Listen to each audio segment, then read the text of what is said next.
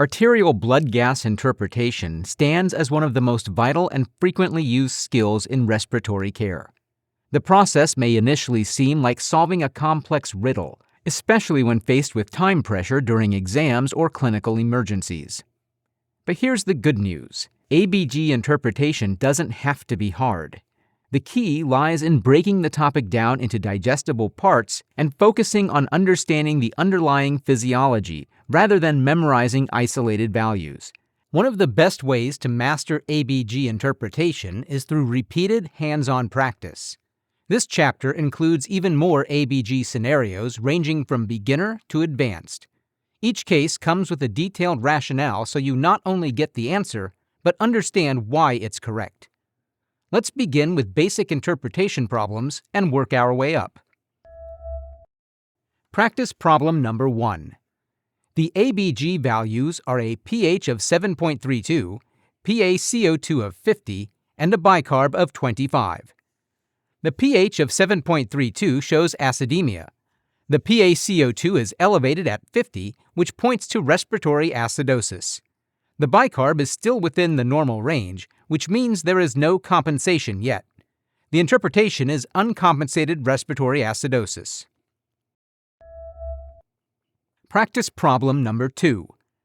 The ABG values are a pH of 7.48, PaCO₂ of 33, and a bicarb of 24. The pH of 7.48 indicates alkalemia. The PaCO₂ is low, consistent with respiratory alkalosis. Because the bicarb is normal, there is no metabolic compensation. The interpretation is uncompensated respiratory alkalosis. Practice problem number 3. The ABG values are a pH of 7.29, PaCO₂ of 40, and a bicarb of 17. The pH is low and shows acidemia. The PaCO₂ is normal while the bicarb is low, which identifies metabolic acidosis. There are no signs of respiratory compensation. The interpretation is uncompensated metabolic acidosis. Practice problem number 4. The ABG values are a pH of 7.36, PaCO₂ of 48, and a bicarb of 29. The pH is technically within the normal range, though leaning toward the acidic side. The PaCO₂ is elevated, which suggests respiratory acidosis, but the bicarb is also elevated, showing metabolic compensation. Because the pH has returned to normal, the interpretation is fully compensated respiratory acidosis. Practice problem number 5. The ABG values are a pH of 7.44, PaCO₂ of 28, and a bicarb of 18. The pH is normal but slightly on the alkalotic side. The PaCO₂ is low, which indicates respiratory alkalosis. The bicarb is also low, which shows metabolic compensation. Since the pH is within the normal range, the interpretation is fully compensated respiratory alkalosis. Practice problem number 6. The ABG values are a pH of 7.50, PaCO₂ of 48, and a bicarb of 35. The pH shows alkalemia. The PaCO₂ is elevated, which by itself would suggest acidosis, but the bicarbonate is also elevated, which matches alkalosis. The interpretation is partially compensated metabolic alkalosis. In this case, the kidneys are driving the alkalosis, while the lungs are attempting to compensate by retaining carbon dioxide. However, the pH remains alkalotic, showing that compensation is incomplete. Practice problem number 7. The ABG values are a pH of 7.18, PaCO₂ of 68, and a bicarb of 22. The pH is clearly acidemic. The PaCO₂ is elevated, pointing to respiratory acidosis. The bicarb is within the normal range, so there is no evidence of metabolic compensation. The interpretation is uncompensated respiratory acidosis, a pattern often seen in acute ventilatory failure, such as in COPD exacerbations or opioid overdoses. Practice problem number 8. The ABG values are a pH of 7.55, PaCO₂ of 24, and a bicarb of 21. The pH indicates alkalemia. The PaCO₂ is low, which points to respiratory alkalosis. The bicarbonate is also slightly low, which means the kidneys are attempting to compensate. However, the pH is still alkalotic, so the compensation is incomplete. The interpretation is partially compensated respiratory alkalosis. Practice problem number 9. The ABG values are a pH of 7.25, PaCO₂ of 60, and a bicarb of 18. The pH is acidemic. The PaCO₂ is high, indicating respiratory acidosis. The bicarb is low, indicating metabolic acidosis. The interpretation is mixed acidosis, both respiratory and metabolic. There is no compensation occurring, and both systems are contributing to the acidemia. This is a severe finding that often signals multi-system failure. Practice problem number 10. The ABG values are a pH of 7.40, PaCO₂ of 60, and a bicarb of 36. At first glance, the pH is normal. The PaCO₂ is elevated, which suggests respiratory acidosis, while the bicarbonate is also elevated, indicating metabolic alkalosis. Because the pH has been brought back into the normal range, this is a case of fully compensated respiratory acidosis. The elevated bicarbonate has pulled the pH back into balance. Clinical case study number 1, COPD exacerbation. A 72-year-old man with a long-standing history of COPD arrives at the emergency department with shortness of breath, fatigue, and altered mental status. He is visibly using accessory muscles to breathe, and his lips have a bluish tint. His vital signs show a respiratory rate of 28 breaths per minute, a heart rate of 102, and an oxygen saturation of 84% while on room air. An arterial blood gas drawn on room air reveals a pH of 7.32, a PaCO₂ of 64, a bicarb of 32, a PaO₂ of 50, and an oxygen saturation of 81%. The interpretation is as follows. The pH is acidotic. The PaCO₂ is elevated, pointing to respiratory acidosis. The bicarb is also elevated, which indicates renal compensation, though the pH remains low, so the compensation is incomplete. The PaO₂ is low, showing significant hypoxemia. The overall conclusion is partially compensated respiratory acidosis with moderate hypoxemia. This picture is typical of COPD exacerbations, where the patient retains carbon dioxide because of hypoventilation. The kidneys have begun compensating by raising the bicarbonate level, but the compensation has not fully corrected the pH. The next steps in management would include administering controlled oxygen therapy, such as nasal cannula at 1 to 2 liters per minute. The patient should be monitored closely for signs of carbon dioxide narcosis. Non-invasive ventilation with BiPAP may be considered to help offload the work of breathing. Follow-up ABGs should be obtained to track trends after these interventions. Clinical case study number 2, diabetic ketoacidosis. A 24-year-old woman with type 1 diabetes is brought in by EMS for vomiting, abdominal pain, and rapid breathing. Her breath has a fruity odor, and although she is lethargic, she can still be aroused. Her vital signs show a respiratory rate of 36 breaths per minute, a heart rate of 122, and a blood pressure of 90/60. Her arterial blood gas reveals a pH of 7.11, a PaCO₂ of 21, a bicarb of 8, a PaO₂ of 94, and an oxygen saturation of 97%. Interpreting these values, the pH demonstrates severe acidemia.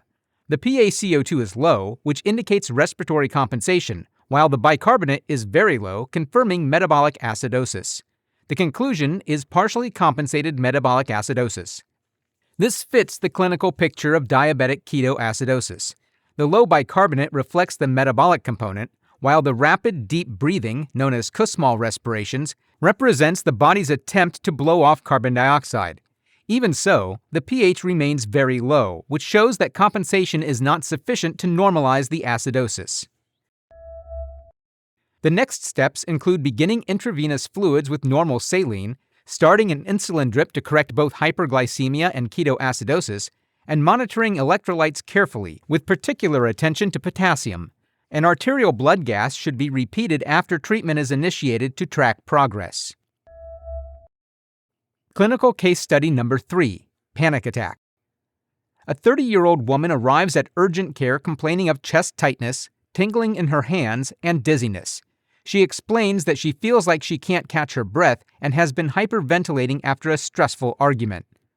Her vital signs show a respiratory rate of 38 breaths per minute, a heart rate of 110, and a blood pressure of 128/80.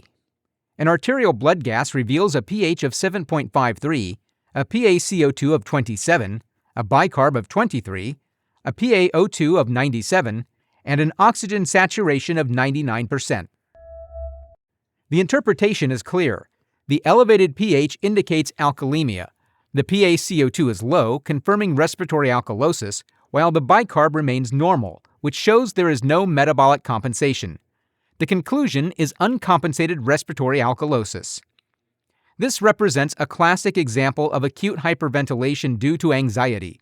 Because this is an acute episode, there has not yet been time for any metabolic compensation, and oxygenation is normal. The next steps are primarily supportive. The patient should be reassured and guided in slow, controlled breathing techniques. In some cases, breathing briefly into a paper bag may help retain carbon dioxide, though this should be done cautiously and only if appropriate. If her symptoms persist or worsen, cardiac causes should be ruled out to ensure nothing more serious is taking place.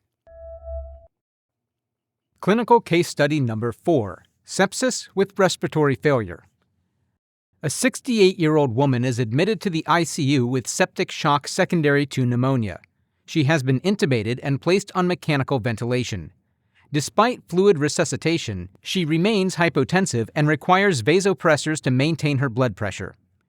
Her ventilator is set to assist control mode with a respiratory rate of 16, a tidal volume of 450 milliliters, an FiO₂ of 100%, and a PEEP of 10 centimeters of water pressure. The arterial blood gas results show a pH of 7.10, a PaCO₂ of 55, a bicarb of 16, a PaO₂ of 68, and an oxygen saturation of 90%. The interpretation is as follows. These values reveal severe acidemia. The PaCO₂ is elevated, indicating respiratory acidosis. The bicarb is low, indicating metabolic acidosis. In addition, the PaO₂ is reduced, showing moderate hypoxemia. The overall conclusion is mixed acidosis, both respiratory and metabolic, accompanied by hypoxemia. This pattern makes sense in the context of her illness. She has metabolic acidosis from sepsis and lactic acid buildup, combined with respiratory acidosis likely due to hypoventilation or worsening ARDS. Despite being on a high FiO₂ and moderate PEEP, her oxygenation remains inadequate. The next steps in management include increasing the minute ventilation, either by raising the respiratory rate or the tidal volume to help lower the PaCO₂. Vasopressors should be titrated appropriately, and treatment of the underlying sepsis must continue. If her oxygenation does not improve, prone positioning or advanced ventilatory strategies may be necessary. Ongoing monitoring of lactate levels, renal function, and perfusion parameters is also essential in guiding therapy. Clinical case study number 5, chronic CO₂ retainer on mechanical ventilation. A 70-year-old man with severe COPD is intubated after being found unresponsive at home. EMS reports that he had poor respiratory effort and a high-end tidal CO₂ level on arrival.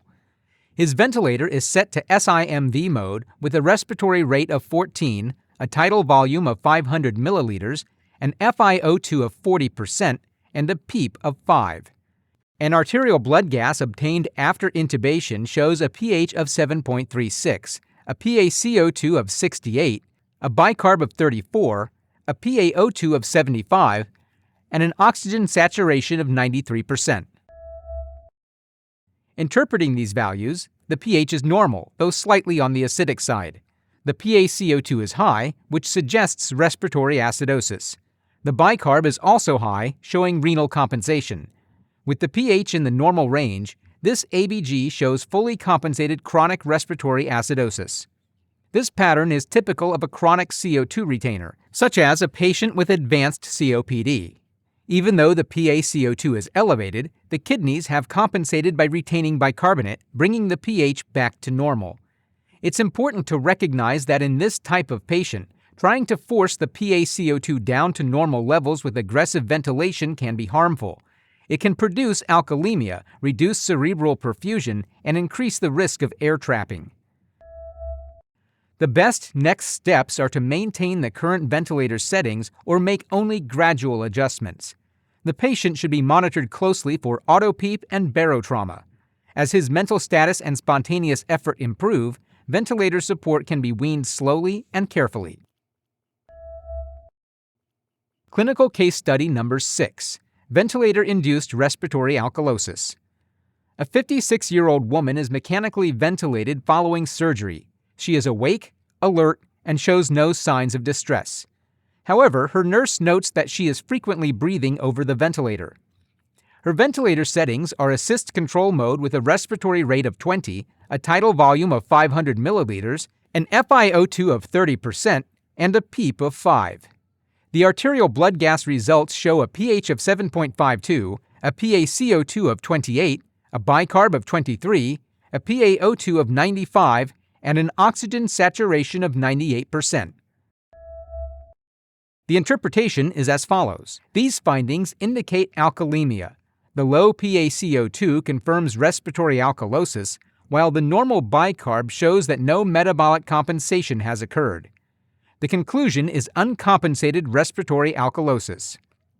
In this case, the patient is being overventilated. Respiratory alkalosis can lead to cerebral vasoconstriction, which may cause dizziness, lightheadedness, or agitation. Although this is not immediately dangerous, ongoing hyperventilation should be avoided. The next steps would include considering a reduction in respiratory rate and assessing whether the patient is experiencing discomfort or anxiety that may be causing her to overbreathe. If she is stable and her condition allows, she may even be evaluated for readiness to begin weaning from mechanical ventilation. In summary, this chapter has demonstrated how to apply ABG interpretation in a wide range of scenarios, from the textbook cases you'll see on exams to the complex layered presentations you'll encounter in critical care. The key to success is consistent practice, structured analysis, and always remembering to interpret the numbers in the clinical context. For more helpful resources, visit our website at respiratorytherapyzone.com.